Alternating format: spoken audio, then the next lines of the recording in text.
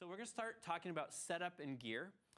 And I've got a bunch of demo stuff to show you this morning. And I'm going to move through this fairly quickly. I'm not going to spend a lot of time on each of the items. I'm just going to basically call them out, talk about a trigger, give you a little bit of information on those triggers. But we ran this other class at Creative Live called Using Your First Flash, where I go into much more of the nitty-gritty detail. So I would also point you to that class if you want more information on this technology. Well, let's talk about some terms first, some terminology, because I'm going to be throwing out a lot of terms today. So let's define some flash photography terms. First thing is user-defined light. When you're doing flash photography, you're the user. You are defining what that light is, what it looks like, how it behaves. So things like, are you shooting direct hard flash? Are you using a softbox or an umbrella? You know, what's the position of the light? You're defining it. Versus an ambient light photographer or a natural light photographer, you're kind of working with what's there, right? You're working with the clouds, you're working with the sun, you know, nature is defining the light. So flash photography, you're in control. For this class, we're talking about strobes, so flashes. Another term for that is speed lights. So you're going to hear me saying those three things together, strobes, flash, speed lights. And then, you know, this type of lighting is an instantaneous pulse of light. Pow. The light comes out of the flash and it's done. Compare that to an ambient type of light where it's continuous lighting, right? So the sun is continuous lighting. The lights in the studio right now, this is all continuous lighting. So we have to find a way to manage the continuous light with the pulse of light from the flash.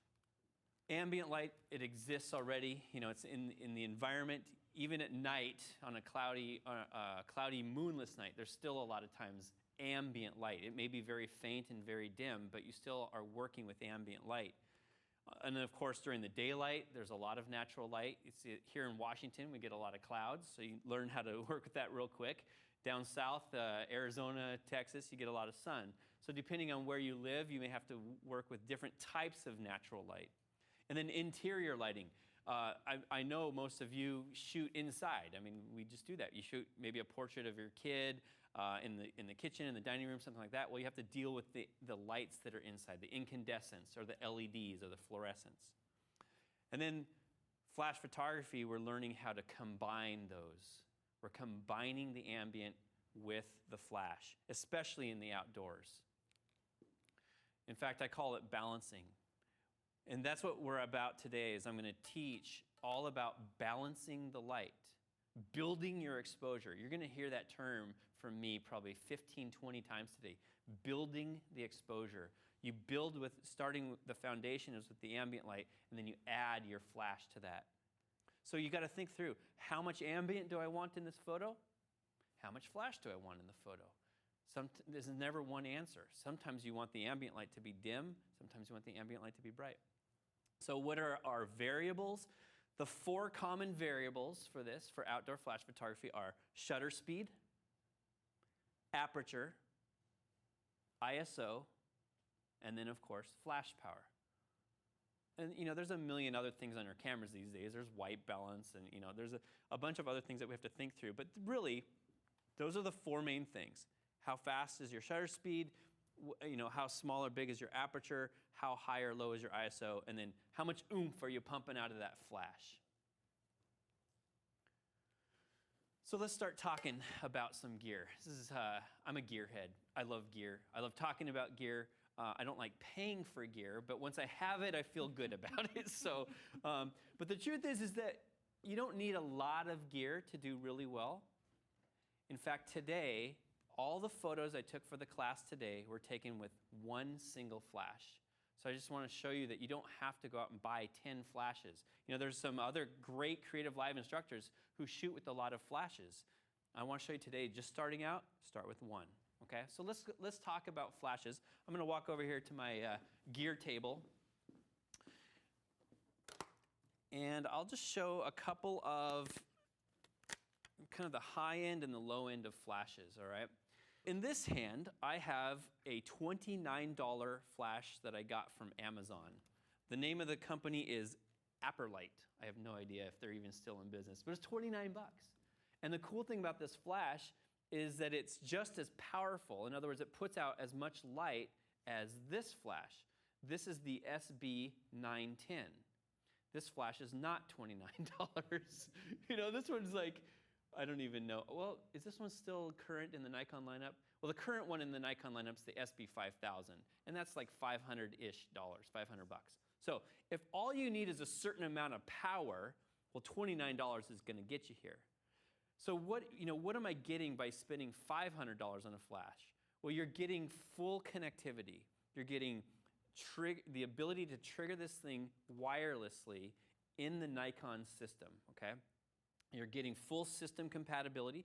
So this flash speaks with the camera. The camera speaks to the flash, no wires involved.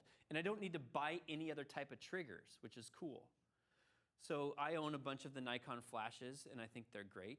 But starting out, you might just consider buying a $29 flash and then finding some way to trigger it. Now this flash I can trigger with just a pulse of light. It's called a slave. I can set this up to S1. There's a little thing in there. It's called S1. And almost any other flash that you would buy from Amazon or eBay in that price range has a slave mode. What that means is it's just going to pull. It's just going to fire when it sees a pulse of light. So nothing too fancy. This one, though, I can control from my camera. I can say, hey, flash, go a little brighter. Hey, flash, go a little darker. And I don't have to go approach the flash. I can stay back in my shooting position and not have to go to each of my flashes. So you can see there's advantages to spending more money, and of course there's advantages to spending less money. But I do want to point this out. Every photo I took for today's class and all the pre-shoots that you guys are going to see here in a little bit, I could have done with this flash just fine, the $29 flash, okay? So some other things to think about: power. Think about how much power the flash has. In terms of guide numbers, you want like a guide number of around 100. That's a good data point to have in your head. That's a decent amount of power. Anything low guide numbers, like in the 40s and 30s, they're not going to have enough power to do this outdoor flash photography. A low guide number like a 20 or 30 is going to be fine for macro, but not for portraiture, especially when you want to fill up an umbrella full of light and try to overpower the sun. So there's flashes. Oh, and then the last bullet item that I want to talk about is this high-speed sync. Is this flash able to do what's called high-speed sync? I'm going to teach you what high-speed sync is all about today. The $29 flash will not do high-speed sync, whereas this flash does do the high-speed sync. And we'll get to more of that as the day wears on. All right, how about camera bodies? Well, cameras are important, and camera bodies are not important. It's the same thing with the flash. You can do great work with the $29 flash, and you can do great work with a $400 camera. You just have to make sure everything works well together. My encouragement to you as you're looking for cameras is to get a camera that has a relatively high shutter sync speed. Shutter sync speed. Make sure that the shutter sync speed is at least a 2/50th of a second. 1/250th, okay? Some of the lower end cameras only sync to like 1/200th of a second, or maybe like 1/180th of a second. Those little bumps in shutter speed improvement help a lot when you're doing outdoor flash. And we're going to talk about shutter speed sync later today. I've got a full tutorial on that. So the highest sync speed, that's important. Can the camera do rear curtain sync? Rear curtain. And I'll show you this later today. We're doing some outdoor sports and action photography. I've got people moving, and you want some motion blur. You want the blur to be behind the movement of the action, and then fire the flash at the end of the blur. That's how you get this really cool trailing effect. You can't do that with what's called front curtain sync. So make sure that your camera body has the ability to do rear curtain sync. Does your camera have the ability to do TTL flash control through the lens metering? Hopefully, yes. Most cameras do these days.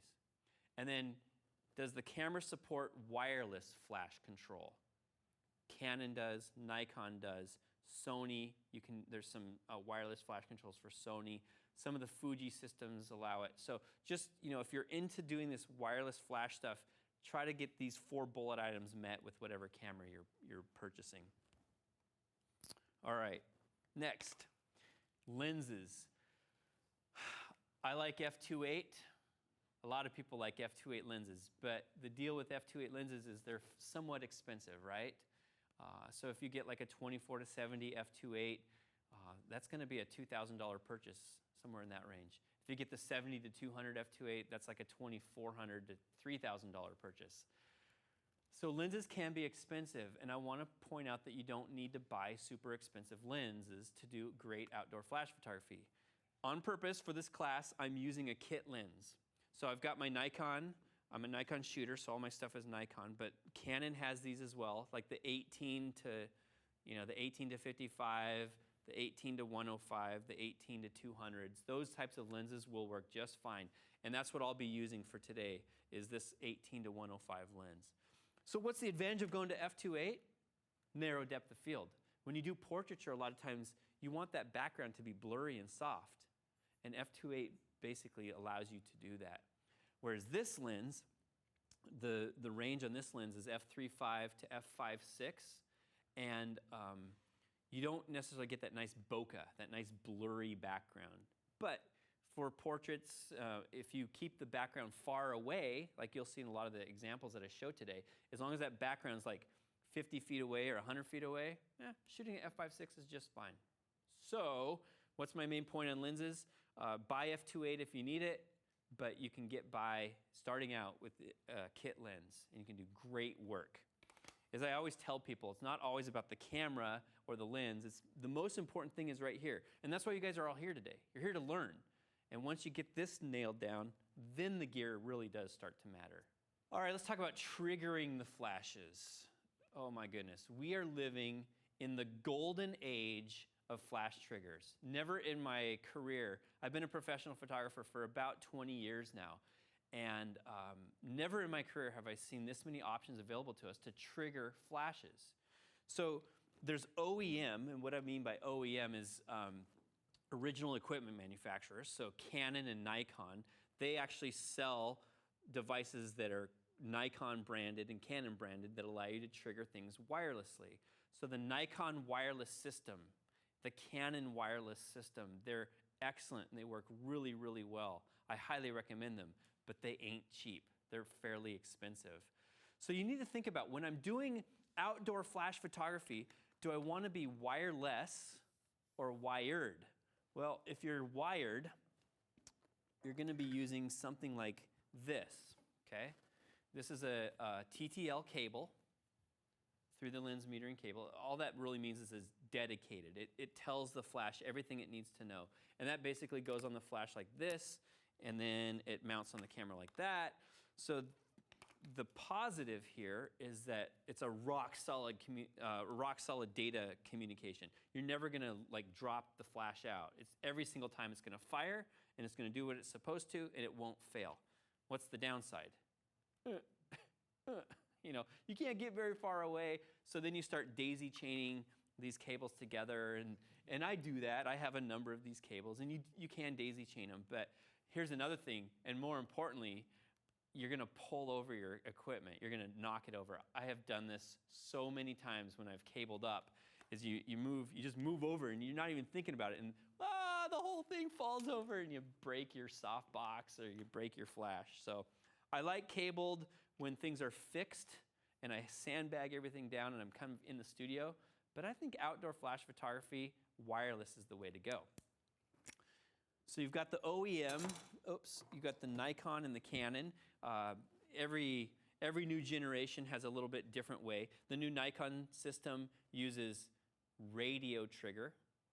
Canons use radio trigger, and I think radio trigger is a much more reliable way to go than the traditional optical trigger. So Nikon has an optical trigger system, and that's, just to talk a little bit of techie stuff here, that's the previous like SB900, the SB700, the SB800. Those older flashes were only optical trigger, and those required line of sight. In other words, you had to have a direct line of sight to the flash and the camera. And even then, I got about maybe like a 90% success rate on a good day.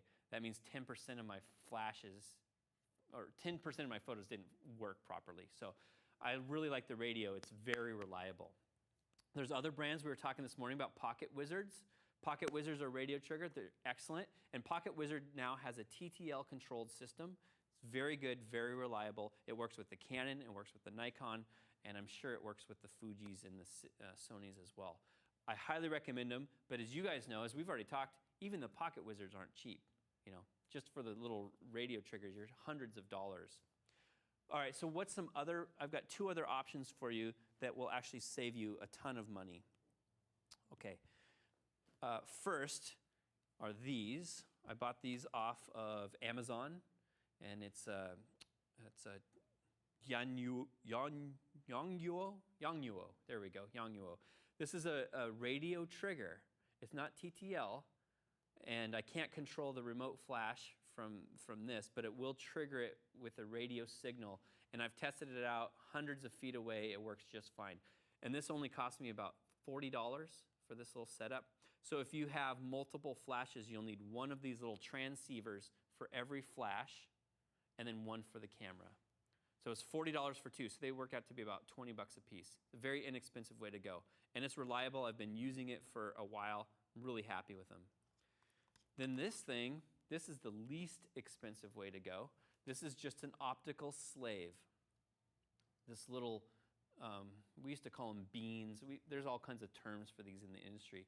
This just will trigger your big flash when it sees a pulse of light. So it's a dumb trigger. We've also called these slaves in the past. They just have no ability to control. They just receives a pulse of light, causes the flash to fire. Like 10 bucks, 12 bucks. So it's a very inexpensive way to go, but it is line of sight, okay? It has to see the originating flash.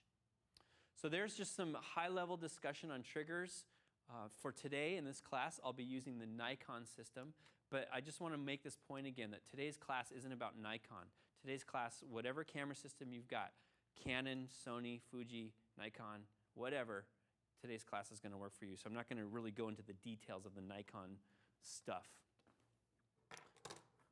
A question had come in from a Anoop about, are there any electronic shutter cameras where there is no limitation on shutter speed when used with a flash? Yeah, and so that's a great question, and I don't have a really great answer on that. I haven't spent any time right now with doing flash photography with electronic shutter cameras. So what he's talking about is basically a DSLR has 2 shutter curtains. One shutter curtain opens, it then takes the picture, and then the other shutter curtain closes behind it, and then they both reset. And your flash basically has to fire when those 2 curtains are out of the way. Because if the flash fires while another curtain's coming up behind it, you only get like half the scene exposed by flash. Well, an electronic shutter has no curtain. So technically, you can fire a flash at any shutter speed, and it's all going to be exposed.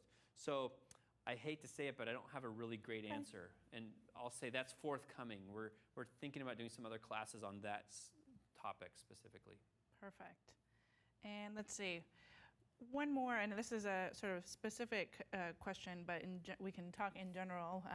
For Carrie D, who said, can you tell us again, can the Nikon SB910 trigger that $29 flash? Can they be used together at the same time? Yeah, great question, Carrie D. And the answer is yes.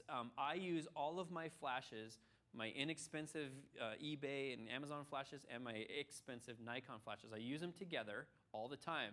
The key is, and the difficulty is understanding what technology is going to trigger what flash.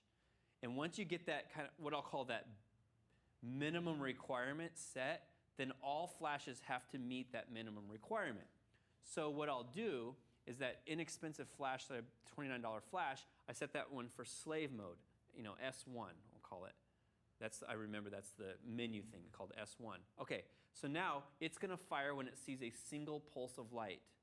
Okay, that means my SB910 now has to either fire off a single pulse of light, or it has to receive a single pulse of light if it's a remote flash. Does that make sense? So everything has to kind of be all slave 1 mode, and Nikon allows that to happen. Alternatively, I could put a different type of radio trigger, like those Yangnuos. I could put that on the bottom of that $29 flash, and then that on the bottom of my Nikon, and then now they will all fire based on that system. So you just have to make sure all the flashes are using the same communication technology. Super question. Batteries are the linchpin of your flash system. Don't skimp on buying cheap batteries, okay? The worst thing, and I've done a ton of location photography in my career, the worst thing is going on set and you take 5 or 6 shots of setup shots and then your batteries die. And your subject is now on set and they're paying you money for this and you're like, hold on, go over, change the batteries. And then you go out and you get another 5 or 10, 20 shots out of them and then they fail. So buy nice, good batteries. I recommend buying nickel metal hydrides, and whatever the current top brand is, I buy those. I like Eneloops, E-N-E-L-O-O-P. You can buy those kind of at the big box stores. You guys all know those big box stores. I also use a company called, I've just lost the name of the company where I bought them, but these are called Imedion, I-M-E-D-I-O-N, Imedions. They're very good. I've been using these for a couple years. And then I buy a nice battery charger, a microprocessor-controlled battery charger, because I want my batteries to be in top performance. These are the engines to your flash, so make sure your engines are tuned up and charged. I always keep them topped off. Don't skimp on your batteries. Let's talk about equipment, flash stands. A big thing, or a big part of your outdoor flash photography involves the light stands. Light stands are really important and not important at all. I mean, no one is ever going to go look at your light stand and go, oh, you've got a XYZ light stand. No, the most important thing is functionality. So I'm just going to walk over here and I'll pull this one out. This one first. So this was like one of the first light stands I ever bought. It's a Manfrotto, very good. I paid like $30 for it. So I'm like, ooh, it's a low-cost, inexpensive light stand. It's super lightweight, it folds down. But look how tall it is. Look how high it is. Okay, so I'm 6 feet tall. This light stand only goes to the top of my head. Now, if I put an umbrella on here, I can't get the umbrella any higher than 6 feet high. And that's a problem because if I want to create a certain look or if I want it to be like a rim light behind the subject, I can't get any higher than this. So 6-foot light stands are okay if the person is sitting down on a stool, but that's not okay for outdoor flash photography. You're gonna be on uneven ground. Your subject's gonna be standing down here and you're gonna be up there and you're like, I need more height. So if you're gonna buy one light stand, don't get a 6-footer, okay? Rather, get something like this, and this is probably 8 or 9 footer. I recommend 8 to 9 foot light stands as your starting point. So if I lift this up, right now this is at 6 feet, by the way. If I lift this up, oh, sorry crew, I just unplugged the video feed. We'll fix it in a little bit. But now you can see I've got some flexibility, especially for really tall people. I can put this behind the subject. I can get the rim light. So what is that, 8 feet-ish, maybe? So get a nice tall light stand, and it's gonna weigh more. And it's gonna cost a little bit more, but in the long run, you'll be very happy you purchased the higher quality light stand, heavier duty. And then I've got some other light stands here in the back. I won't pull those out, but those are really tall. Those are like 18 to 20 foot. And I think they're too much for the beginning photographer. If you're doing a lot of pro work, then yeah, get the 20-foot tall light stand. But to use those big light stands, you need big sandbags. You need maybe a crew to help you set them up. So start with the 8-footer, you'll be happy. Oh, so next, let's talk about the umbrella brackets. How do these things all connect together? Well, this is a light stand umbrella bracket. Very inexpensive. You can get these for probably $10 to $12 at any of camera stores. I like the metal ones, so the metal ones cost more. Why? Well, I like the metal ones because they're more durable and they can take a heavier weight. How this works, let's see. I'll pull this one out. This one makes sense to pull out.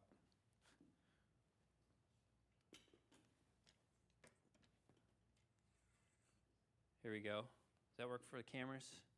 So we've got the light stand. This thing just basically goes right there on top. There's a brass stud, okay? And then right there on top, I connect whatever lighting source I need. So I've connected, in this case, a soft box. Or if I need to put an umbrella in there, the umbrella goes right through this shaft. Very simple. So if your light stand, let's just say a nice light stand is going to be $60, $70. These umbrella brackets, a metal one is going to cost you $20, $25. So for about $100, you have a really durable, great outdoor flash photography stand. Speedlight speed ring. This is called a speed ring here.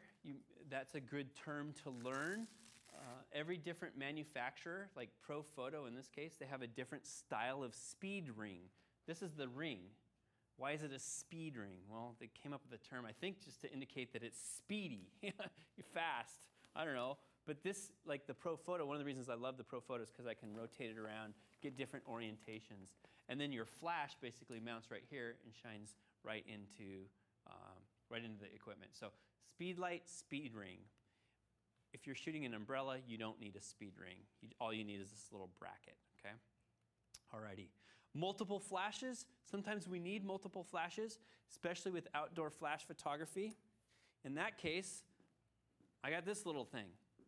So it's a little metal bracket. You can find it on Amazon, eBay, your favorite camera store. They all sell these. And this basically allows me to mount 2 flashes on there. And instead of this brass stud, the one on here goes in. And now I can mount 2 flashes into whatever equipment I'm using, into my umbrella, into my softbox, whatever. Sometimes you need more than 1 flash, and this is an easy way to do it. Total cost of this setup was $15, so it's not very expensive.